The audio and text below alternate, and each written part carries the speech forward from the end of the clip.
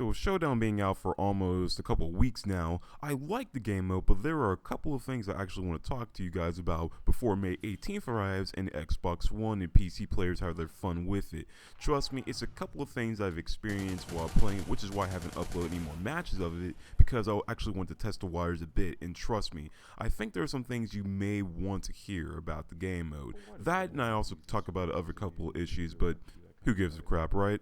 Spawns in Showdown. So you know how in Bounty Hunter, if you kill a bodyguard, they somehow magically appear right next to you and proceed to end your life? That's sort of what happens in Showdown, although in some various cases it depends on what game mode you're playing. And still the hard drive disc, if you happen to play, with your partner and you see a couple of opponents end their lives, it's all good and fun. That is until they spawn right next to you about so and so meters away from you and proceed to kill you from out of nowhere. Now, while a lot of people may not think it's a big problem, most may see it as some sort of spawning issue that Ubisoft clearly needs to fix, or else, it's all going to go downhill from there. Say for instance you and your partner are trying to grab a hard drive disk in an unreachable area and the enemy happens to spawn right next to you, so and so meters away from you, and proceed to kill you, and your only means of being able to grab the hard drive disk in the first place. It's going to be like that, and it's going to be very annoying. Trust me, if both sides keep on killing each other without attempting to go for a hard drive disk, the match is going to keep on going on for about 10 to 15 minutes. Now, I know there are probably some of you who don't really care about the objective, just want to get kills for cool montages and all that kind of stuff. But trust me, after some time, it makes other players want to leave, and it makes it unbearable until, the other team happens to grab the hard drive disk. Now, if Ubisoft manages to, put them in places where we can actually reach them, then that'll be a good idea. Until then, yeah, it's going to be crazy. I wouldn't say GTA Online free roam crazy, but yeah, I think that's at the point where we're getting to. However, I wouldn't say that's as bad as Doom Load, because in that game mode, if you happen to know where the enemy spawns, then yeah, you can actually spawn kill your opponents, which is bad.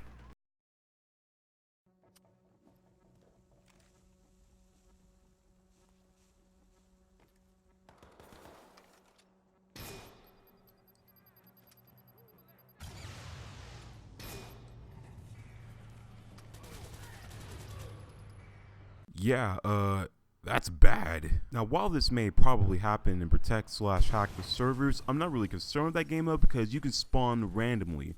That is, unless the opponent actually has been playing Showdown for a very long time and knows where you're going to spawn, then you're going to have a bad time. But the reason why I'm particularly, obsessed with Doom Load spawns is because if you happen to know where they are going to spawn directly, then it's going to be bad for them. Trust me, I've been on both ends of the six, receiving as well as giving, and trust me, it's not fun at all.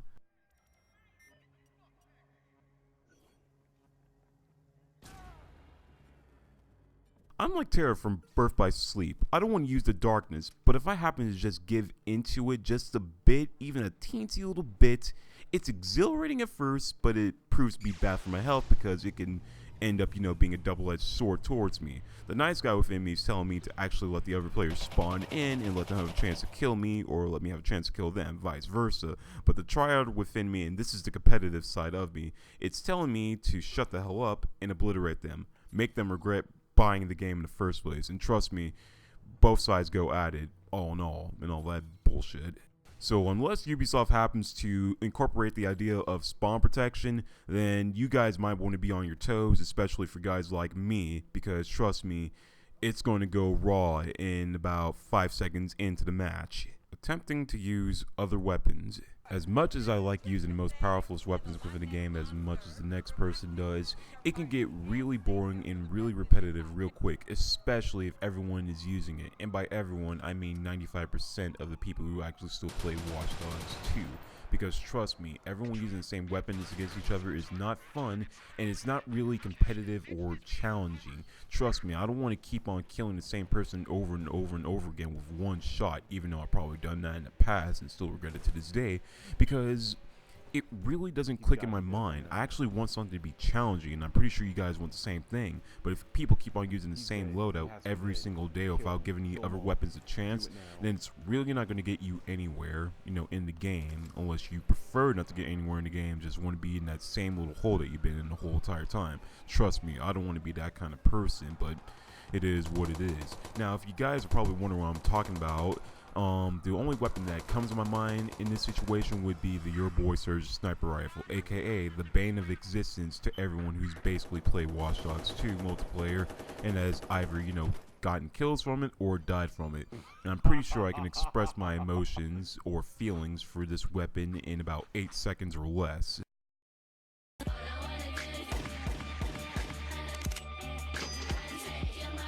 Even after the various complaints that most people have made towards Ubisoft to the point where they actually have to nerf down the weapon from a magazine size of 6 bullets to a magazine size of 1 bullet, it's not going to change the fact that, everyone and their mom is still going to be roaming around the world of Watch Dogs 2 with the damn thing in hand, whether it be on the streets or on the rooftops or somewhere unknown because you're too busy dying from the bullets via the receiving end of the barrel. And trust me, I know what it's like to actually get killed by it as well as kill with it. And it's fun at first when you use the weapon, it is. But to me, after using it for a while, it just started to get a bit repetitive to the point where I felt as though that the weapon was doing all the work for me and all I had to do was just sit around my ass and just end up, shooting it without taking any kind of skill for it whatsoever. It wasn't challenging, and there were other weapons in the game I wanted to give a try. It was like I just had to give it a rest, and even though it's strong, it has its flaws. It has low stability, it has a bit of a lot of recoil, and even if you can shoot people through walls with it, it was too much. I mean, a weapon is overpowerful when you can actually snipe someone through the earth. And trust me, I'm not exaggerating because this has happened to me once, will happen for me once, whereas I shot another player and shit just happens. Me trying to convince you guys to actually use another weapon besides the Your Boy Surge sniper rifle is like me trying to convince my friend Talented Track to watch Fairy Tail. It's not going to happen, unfortunately. And while Lucy's breast does seem, a bit glorious at the moment, it's not going to change his mind over the fact that he feels as though that the plot of the anime is trash overall and that it belongs in the garbage can. Bringing me back to my previous point, even if I tell you guys to try to use another weapon, no matter how strong the weapon is, people are still going to end up using it and abusing it without giving any other weapons any kind of thought because, power overcomes a lot of things. All I can say is at this point is that if you try to use it, just use it for regular situations, not like for every single thing, especially close quarters combat. And you might want to be lucky with it because if you're very accurate with it at close range, then that's good. But if you're not, then you're going to be in for some hard times. In other words, you're going to probably end up failing hard.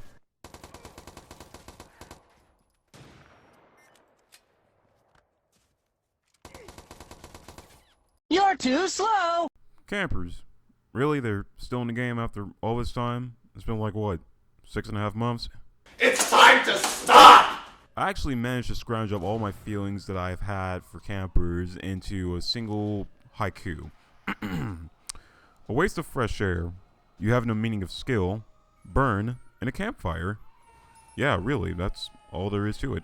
You can't honestly expect me to believe that this kind of tactic actually requires skills when it really doesn't, because all you do is just sit on your ass all day in one particular spot and just wait for other players to come at you. And depending on the situation, chances are they're dumb enough to even go in there in the first place and just get casually killed by you because you're just sitting around all day doing nothing, twiddling your thumbs really.